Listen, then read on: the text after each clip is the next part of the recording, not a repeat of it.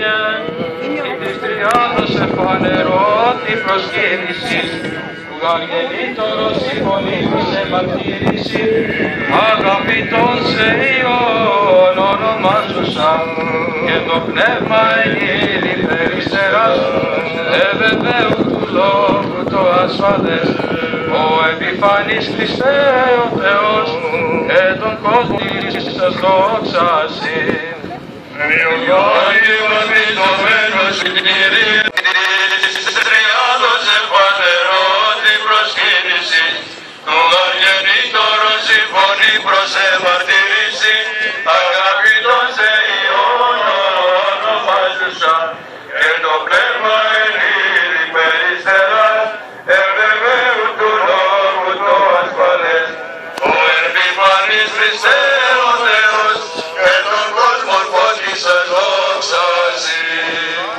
Εν Ιορδάνη βαπτιζομένος σου Κύριε, ειν της τριάδος εμφανερώ την προσκύνηση, του γαργενήτωρος συμφωνεί προς εμαρτυρήσει, αγαπητός σε Υιόν ονομάζουσα, και το πνεύμα ενήλει περιστεράς, ευεβαίου του λόγου το ασφαλές, ο επιφανής Χριστέ ο Θεός, και τον κόσμο φώτης σας δόξαση.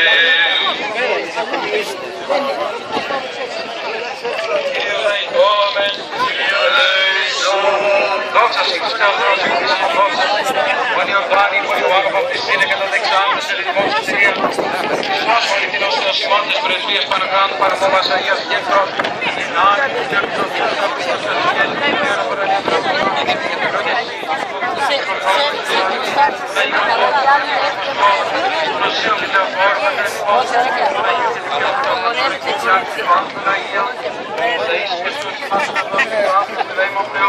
Διευκόν τον Αγίο Πατέρ λοιπόν Κύριε Ιησούς Θεός, ελέησον και σώσον ημάς.